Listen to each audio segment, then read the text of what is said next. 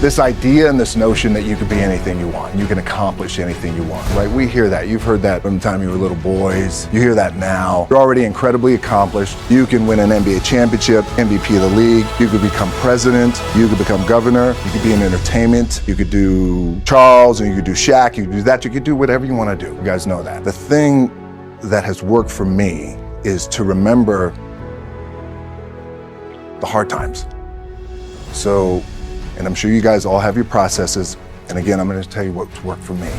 So before a big movie comes out, before back in the days when I was wrestling with WWE, a WrestleMania match, anything big that would happen, I would always take a moment and I'd just remind myself, all right, I was evicted when I was 14.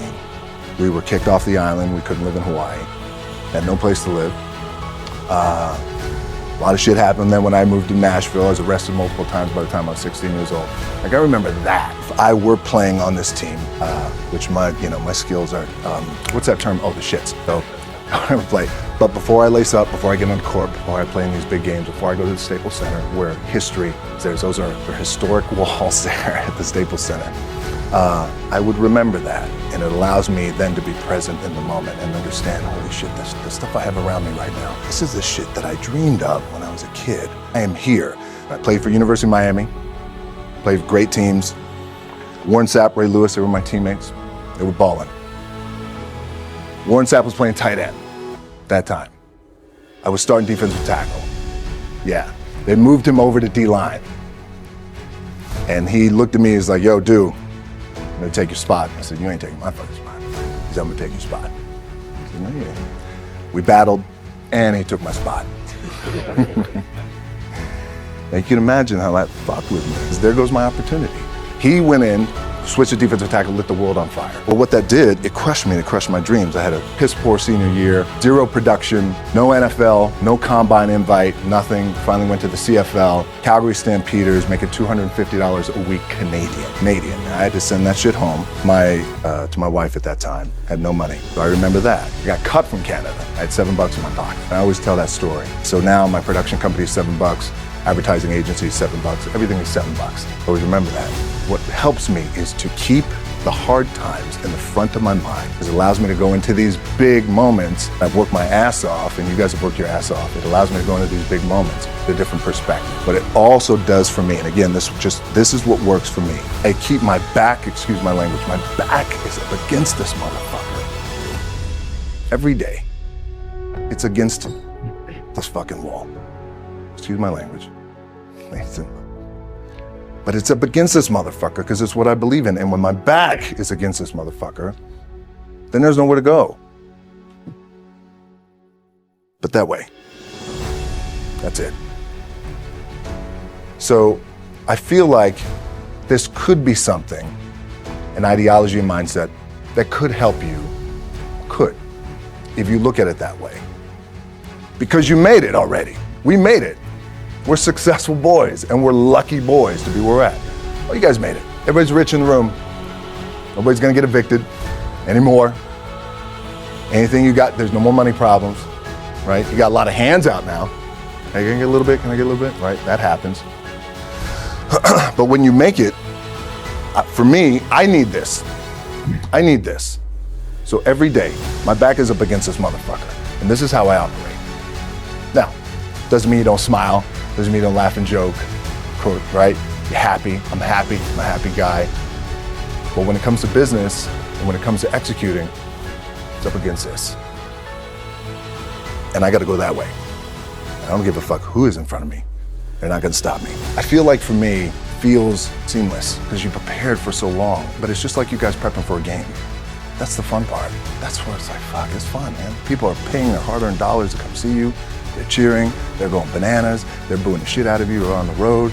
That's fun. That's what you live for. I mean, that's the juice right there. Prep is where the character is made. I just don't mean the character I play, I mean the character in here. So for me, the prep is getting with the director, getting with the producers, getting with the writers, so in essence, it's like getting with all your coaches and your different position coaches and all the meetings that you have to have, right? So that's the work you put in. Key for me was, where does it start? What's the anchor? So I could have all these ambitions and you guys have all these ambitions, which is great. It's important. I'll play this role, you'll play that role. I'll execute this thing and it'll come out this summer. You guys will execute this thing during the summer, right, when it's time to really put in a lot more work. But the key with me is just always finding what the anchor is. And the fucking anchor is getting up at 4 o'clock in the morning every day before anybody else. And grounding my thought process is in the no one will outwork me. No one. I love and I respect you guys. You motherfuckers won't outwork me. All starts with this. 2 hands, putting it to work.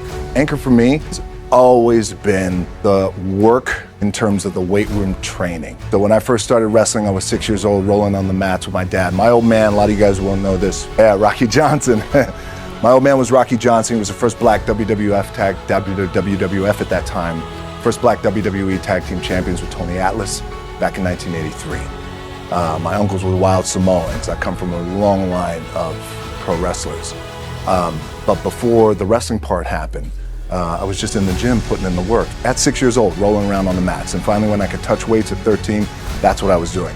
But the weight part for me and the gym part has always been, has to be the anchor. Look, at the end of the day, like again, it's the kind of stuff that I talked about at top is I have to hold on to my dad in his pickup truck came down 4 o'clock in the morning, picked me up in Miami from Tampa. We lived in a little shitty apartment in Tampa. He drove down in his little pickup truck to Miami to get me when I was cut from the CFL.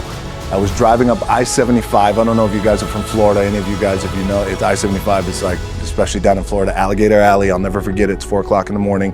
And I thought, well, fuck.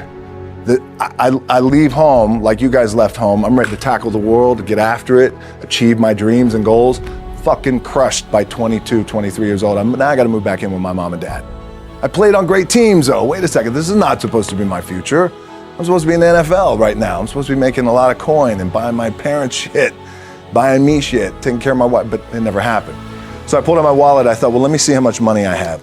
I opened it up, I had a 5, a 1, and change. I'm not fucking around, and well, at least I rounded up to $7. But I thought, God, ain't this a bitch? I got $7 in my pocket. Where the fuck do I go now? What do I do? I can't go back to CFL because a point comes where you hear that voice, big run's over. You're done, right? So I heard that voice. So as Coach was saying, man, I hold on to that shit. I'm telling you, my back is up against this motherfucker. We laugh, we joke, we have a good time. Press is always fun to do. Sometimes you got to make it fun. That's another thing. You got to do your best to make press fun. If you can, but my back is still up against this motherfucker. I do not forget it. What this also helps me do, and again, it works for me, is at some point, you gotta be fucking tired of not being number one. You have to be, and you gotta fucking play angry, and I play angry. Now, I'm cool and calm with my approach. When I step out on my field, which is a set or, there's some, and you're always gonna have haters, and haters are like, well, damn man, how many movies are you gonna make, or how much shit are you gonna do? Like, you do a lot of shit. I say, yes, it's my ambition. Of course, why not? I can do it, yeah. I love what I do. Not only that, but in what world do we not work every day? Doesn't mean, it's just like you guys in the off season. You gotta work every fucking day.